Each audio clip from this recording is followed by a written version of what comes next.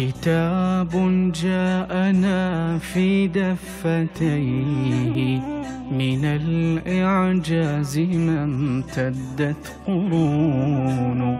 كتاب الله لا تحريف فيه فلا يطغى على العقل الجنون.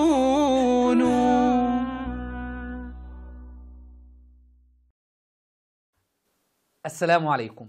هل الإمامة ضرورة من ضروريات الدين؟ وإذا لم يوجد إمام في الأرض تسيخ الأرض بأهلها؟ أثبت الواقع العملي كذب هذه المقولة، فإننا نعيش أكثر من 1200 عام بدون إمام، ولا نحتاج إلى إمام، وقد نعيش إلى نهاية عمرنا، إلى نهاية الدنيا بدون إمام، ولن يتغير شيء، فقد مات أجدادك أيها الشيعي وهم يقولون اللهم عجل لوليك الحجة، ولم يخرج وماتوا على هذا.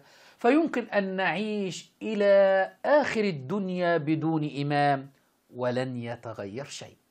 إلى عقلاء الشيعة.